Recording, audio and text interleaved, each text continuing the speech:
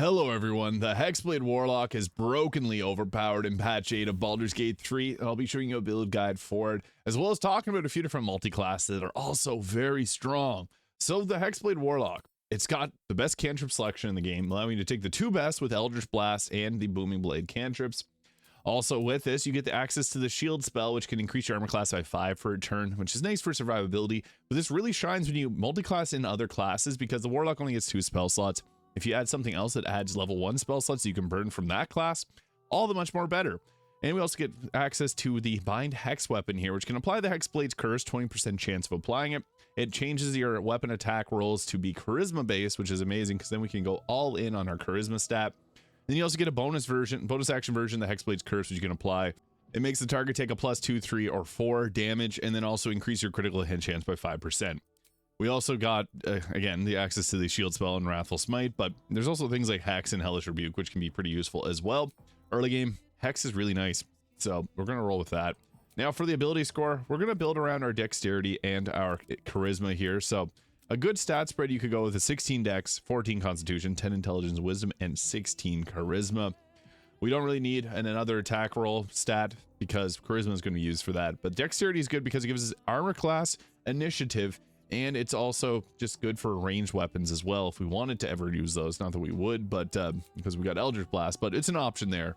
Now, the best part about this is how well it multi-classes with a lot of other classes. I'll be exploring one major one, but I'll be talking about 2 others too, and I do have builds on the other ones, but we'll be going through with the Warlock here. So, level 2, we'll take the Hellish Rebuke. What makes this so powerful is we get things like Devil's Sight. Now, Devil's Sight allows us to see in magical darkness, so this is darkness that we cast with a spell. We also get a new spell in patch 8, Shadow Blade, and I'm sure you've heard that same song and dance now, but Shadow Blade actually gets powered up while you're in darkness, making this extremely useful. I'd also recommend taking Repelling Blast at this level. Devil's Sight early on is super useful because then you can shoot an arrow of darkness from a fighter, and then you got your own defensive barrier in Act 1. Extremely useful. Now the Hexblade still has to take Pact of the Blade because this will give you the extra attack once we hit level 5, which we don't normally get unless we do take this. Now, Pact of the Chain can work good if you're on honor mode and you want to multi-class, because then you can use this, as the extra attack doesn't stack, but we're going to go with this here. And for our level 2 spells, we get options of Shadow Blade, very powerful. Darkness, as I mentioned, is extremely useful. If you play as a drow, you can also get darkness from your drow itself. Branding Smite can be okay. Mirror Image to increase your armor class by 9 is also nice, and Hold Person is an extremely useful spell. We're going to make this as powerful as possible, and that's possible with Shadow Blade, so we're going to take that. Shadow Blade is really good. You can make it up to a 4d8 of psychic damage, which is doubled with the Resonant Stone. This is going to be brokenly overpowered. We'll also take the next cantrip, Mage Hand, because you can use this to throw health potions at yourself, keeping you alive. Or you can take Bone Chill to stop the target from receiving healing, or Minor Illusion to draw illusions and kind of confuse people before you get into combat. Hold Person, an extremely useful spell. We want to have this because it's just super useful for overall survivability. But if you're going to multi-class a class that can also get Hold Person, I would recommend either Darkness or the Misty Step spells here. Darkness being extremely effective because you can use this to hide out and keep yourself alive with it, but there's also some other items that utilize this as well. And for our feat, I would recommend taking an increase to our charisma for our attack rolls. And I'm actually going to take the Darkness spell here. You can take Hold Person or Misty Step though. Into level 5, we get the Deepen Pacts. This is when we get our extra attack. And then for the spell, Hunger of Hadar. So useful. So Hunger of Hadar will blind targets within it and they take damage, and it's difficult terrain, so extremely useful early game. Falls off a bit later on in the game, but that's okay because we're going to be using some different abilities here. Now I'd recommend taking Agonizing Blast to add the charisma modifier to our Eldritch Blast beams, which scales on our character level. So this is when we can actually multi-class. The Accursed Spectre is good, but it is really glitchy and it doesn't always activate, especially if Call the Weak. So if you use Illithid abilities, you're much less likely to get this activated. So some of the best multi-classes for the Hexblade Warlock. Paladin, obviously enough said, being able to fuel your smites is extremely useful, and then it's also a charisma based class. Now another cool option is taking the Sorcerer, because a Sorcerer is a good caster. It can give you a bonus action spell, so you can do 2 attacks and a spell, and you're fully built around charisma. The Monk is another cool one, because it also gets an extra attack. So if you're outside of honor mode, you can get 3 attacks as a Monk, and you get Stunning Strike, so you can stun targets using your key points, which is actually extremely powerful. So those would be the best ones, I would say. The Bard Lock is another good choice. So these ones in particular, multi-class the best. If you want, you can add in the Swashbuckler Rogue for a sneak attack, which is also kind of useful. You could also multi-class and take the Fighter. There's a lot of options. The Hexblade Warlock makes for a great face of the party because they can multi-class so many classes and stay focused on charisma. The Ranger is also another good option too, but we're going to go with the Paladin because that is the strongest of these subclass combinations. I think Oath of Vengeance works best here. Oath of the Crown is good, but it's easy to break your oath here. And the Oath of Vengeance will fill some gaps that we have with this build. So level 2, Divine Smite, obviously extremely powerful. We get the defense feat, or defense fighting style, which adds a +1 to our armor class. And then for the spells here, we're going to take Command because that's a nice one to have. Bless is also pretty useful. I'd recommend just taking the smites. We're going to be using Divine Smite over all these other choices, so they're not too much of a concern for us. Into level 3 here, we get the Vow of Enmity. We can apply this to ourselves and get advantage on all attack rolls, which is massive. However, Shadow Blade also gets advantage on literally every attack roll you make in a lightly obscured or heavily obscured area. So advantage is something we'll be having often. You can also frighten an enemy. Hunter's Mark's another option, and Bane you got for spells. That's pretty good. But level 4, we get another feat, which we can now take our charisma all the way up to 20.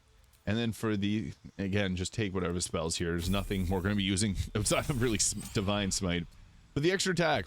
So if we are in honor mode, this doesn't stack. So that's why I said the Warlock would rather take the Pact of the Chain at that point.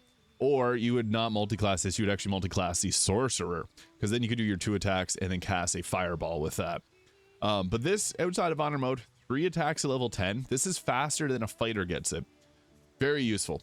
We also get, as I mentioned, the Hold Person. That's why I took it off of the Warlock and used a different spell. And Misty Step. So we get both of these here, and we can use our Paladin spell slots. We get 2 level 2 Paladin spell slots, so that's great. So we can do Hold Person with that. And we can also cast these using our Warlock spell slots if we needed to. We also get access to some higher level spells, so we're going to take the Branding Smite, and Aid is not bad. Later, Lesser Restoration as well being an okay choice, but you can always prepare those at a different time. Level 6 adds our Charisma modifier to our saving throws. This is very good. This can make us a defensive powerhouse as well, so that's protecting our teammates. Now, the Relentless Avenger is good if you have opportunity attacks, but I think it's best to add off with the Cursed Spectre here, and then we can take Counterspell. Now, the problem with Counterspell, though, is you can only use your Warlock spell slots, so you can't use your Paladin spell slots to cast it, so that's something to keep in mind. You may want to keep your Paladin spell slots for something else, so Fear is another good spell, which you can drop, makes enemies drop their weapons, become fearful, they can't move. But Counterspell is not bad to have, so we're going to grab that too. Now, as I mentioned, there's a few different multi-class that are very powerful for this, but the Hexblade Warlock is also good all the way up to level 12 as well, so you could also just stay all the way up. At level 10, you get the Armor of Hexes, which adds a 50% chance of negating an attack from an attacker that got hit with your Hexblade's Curse. So, putting this all together, the best rings with this would be the Ring of Arcane Synergy. So when you use Booming Blade, we add our Charisma modifier to the damage rolls, which is crazy. So that's a +5 or +6 to damage just from using Booming Blade. Nice, for 2 turns. And we're using that every single turn. We also got the Band of Mystic Scoundrel, so when we do a weapon attack, we can do a bonus action command, we can do a bonus action hold person, we can do a bonus action, anything that's illusion or enchantment based. So if you were to level up and take greater invisibility, that also counts. Tasha's Hideous Laughter counts. Really, any of those spells do work, so that's nice too. And the Amulet of Greater Health allows us to get a good 141 health, but if you wanted to take something else, Baldur Amulet, nice for extra damage. Periapta Wound Closure to keep yourself healed up. You could even go with something like if you needed extra healing support, Amulet of Restoration can be good.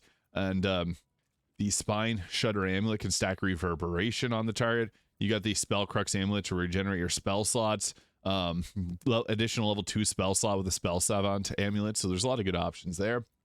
For helmets, the Helmet of Arcane Acuity will help us land our spells if we wanted to go that route, which is nice. But I would actually recommend going with the Birthright Hat, because the Birthright is going to add another plus, it's +2 to Charisma. So that's another, that makes our aura protection +6, our weapon attack rolls +6. Yeah, it's good. So with our Bind Hex weapon, we now have our Charisma, which is pretty high there. Now, the Cloak Protection for better arm class is always nice. If you're the Dark Urge, the Deathstalker Mantle can also work well. You can even use the Cloak of Elemental Absorption too. I like the Armor of Agility. This gives us a 26 AC. 27 if we use the ring of protection, and then 28 if we use the gloves that add an additional 1 armor class, and then 29 if we were to take the helm of Baldur. And so yeah, you have no shortage of survivability. Earlier on in the game, it'd be the best available medium armor, like the adamantine scale mail from Act 1 works extremely well, so you could also go with that. Best available medium armor, but you can also go with a light armor option as well. The Helldust gloves, +3 or +1 to armor class, or saving throw, spell save DC, and it gives you a 1d6 of fire damage. So that's good too, because better spell casting and better damage. So it's kind of multi-purpose there. Early on in the game, you can add the gloves of dexterity. You can even go with like the gloves of belligerent skies, stack reverberation using radiant smites. Gloves of the battle mage's power also will give you the arcane acuity. So if you didn't want to go with that, this will make it so that you can land your spells much more freely. And what's cool about this is it also works on Shadowblade melee attacks. So we're going to use those too. Evasive shoes for the +1 armor class. Also, just want to mention, arcane acuity adds to your spell save DC to a maximum of +10. So we got an 18 DC right now for the Warlock, and for our Paladin, that can go up to a 28. So that's obviously really nice. So for the weapon, the Blade of Oppressed Souls works well. Valor, Alluve as well in the early game. Really, your best available weapon and a shield will be nice. Knife of the Undermountain King is another good option, especially early on in the game.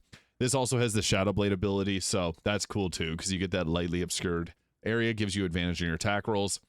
And if for later on in the game, you can then use a staff to give yourself like staff of spell power, and we're going to give ourselves a free Shadowblade.